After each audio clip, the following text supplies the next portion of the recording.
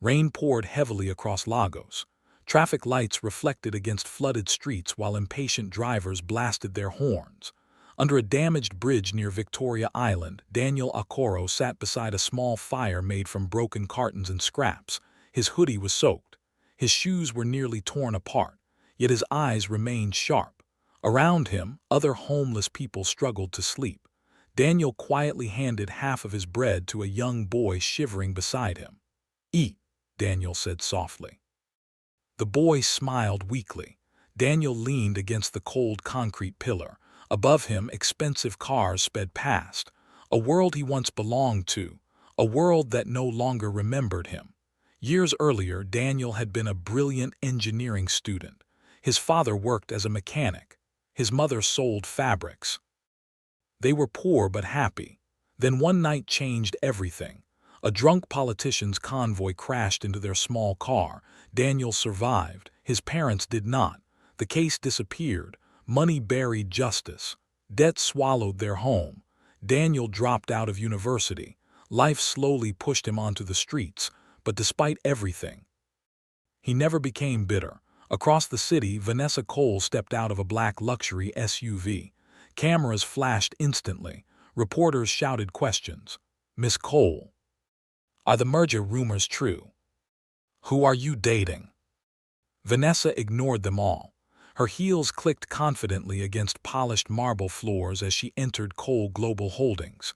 Employees straightened immediately. Some admired her, others feared her. At only 29 years old, Vanessa controlled one of the largest business empires in Africa. Oil, technology, shipping, real estate, everything. But wealth came with enemies. Inside the elevator, Vanessa removed her sunglasses. Her assistant Naomi handed her a tablet. "Board meeting starts in 15 minutes. Investors from Dubai are waiting." Vanessa nodded. "Any updates on the security breach?" Naomi hesitated, still investigating. Vanessa's eyes narrowed. Something felt wrong. For weeks, anonymous threats had been arriving. Emails, letters, even phone calls. Most people thought it was just business rivalry. Vanessa wasn't so sure. 3 nights later, Vanessa attended a charity gala at an elite hotel. Crystal chandeliers glowed above wealthy guests. Champagne flowed endlessly. Politicians laughed loudly. Businessmen shook hands. Vanessa stood near the balcony overlooking Lagos. Beautiful, powerful, alone. Meanwhile, outside the hotel, Daniel searched through nearby trash bins for recyclable cans.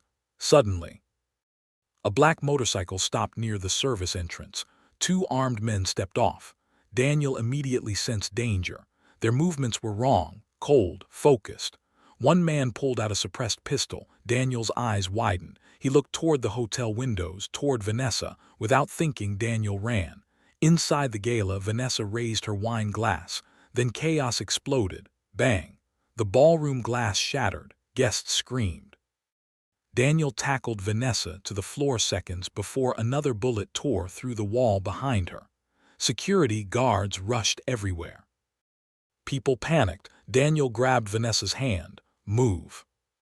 The assassins entered the ballroom shooting wildly. Daniel pulled Vanessa through the kitchen corridors. Chefs screamed and ducked. Dishes crashed. Vanessa's expensive heels broke as they ran. "Who are you?" she shouted. "Someone trying to keep you alive."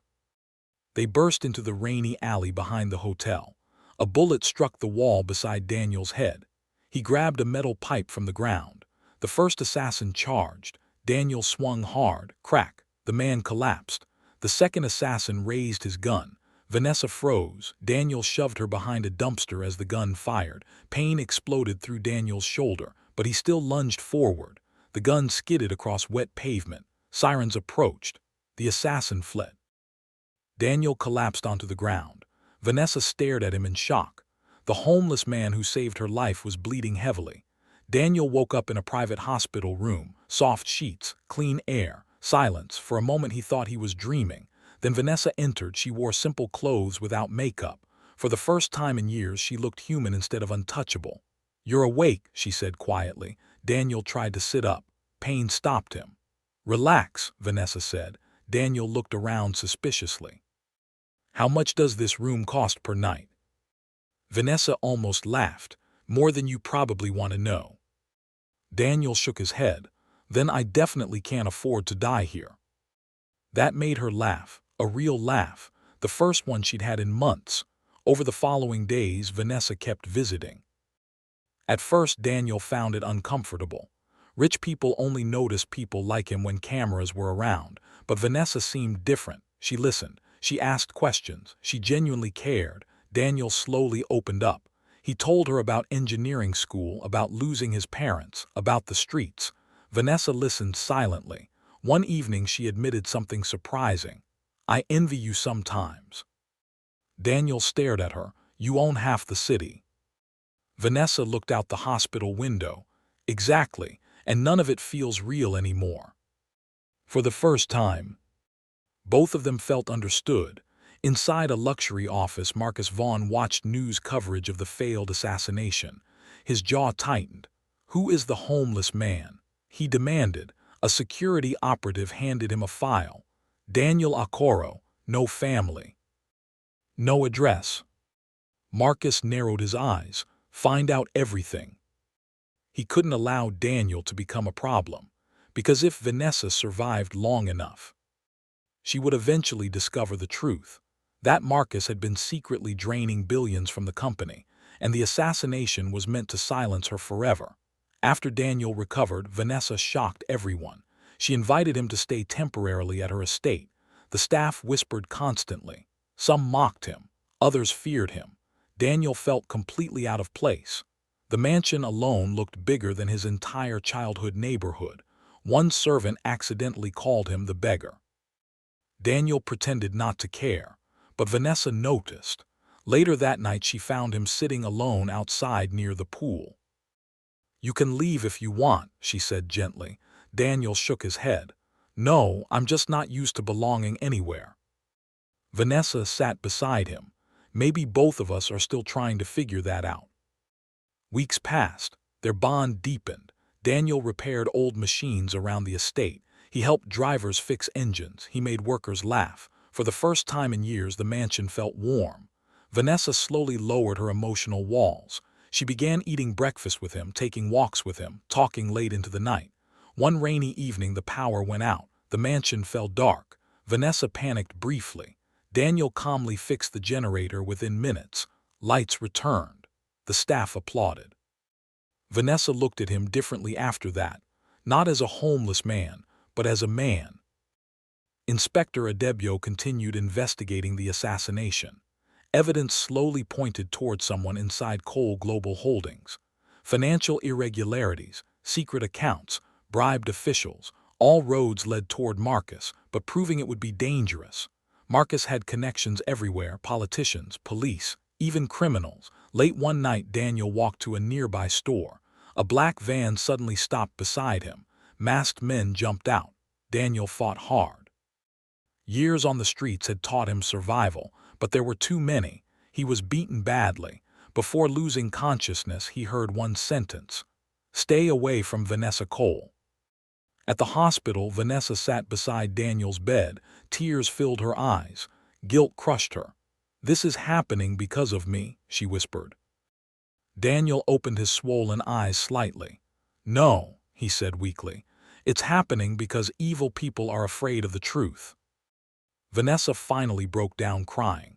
Daniel gently held her hand. That moment changed everything. They were no longer just connected by survival, they had fallen in love. One night Daniel accidentally discovered hidden documents inside Vanessa's study. Bank transfers, fake contracts, shell companies. Marcus had stolen billions, and Vanessa was next in line to expose him.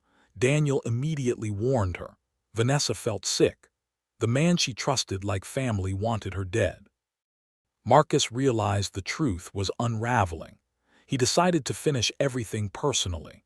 During a massive company gala announcing a new international deal, Marcus secretly arranged another assassination. But this time, Daniel was ready. As Vanessa gave her speech, Daniel noticed suspicious movement near the balcony, a sniper. Daniel tackled Vanessa seconds before the shot fired. Guests screamed. Security rushed. Marcus attempted to escape, But Inspector Adebio arrived with officers. The ballroom descended into chaos. Marcus pulled out a gun. "You ruined everything," he screamed. He pointed the weapon at Vanessa. Daniel stepped in front of her without hesitation. Marcus fired. The bullet struck Daniel. Security tackled Marcus instantly. Vanessa screamed. Daniel collapsed into her arms. Blood stained her dress. "Stay with me," she cried. Daniel smiled weakly. "Told you I'd keep you alive." Daniel survived, barely. News of his bravery spread across the country. People called him a hero. The homeless man who saved a billionaire twice. Marcus was arrested. His empire collapsed. Corrupt officials connected to him were exposed. Vanessa finally regained control of her company, but something more important had changed. Her heart. Months later, a new engineering and technology center opened in Lagos, built entirely for homeless youth and struggling students. Its name: the Daniel Okoro Foundation. Crowds applauded as Vanessa stood beside Daniel during the opening ceremony. Daniel wore a clean-tailored suit now, but his eyes remained humble. Vanessa held his hand proudly. Reporters shouted questions. "Miss Cole, are wedding rumors true?" Vanessa smiled, then looked at Daniel. "He didn't just save my life," she said softly. "He gave me one." Daniel smiled. For years he had slept under bridges believing the world had forgotten him. Now, he finally understood something. Sometimes life destroys everything, only to rebuild something greater. The camera slowly pulled back. The crowd applauded. Lagos glowed beneath the sunset. And for the first time in a very long time, both of them were finally home.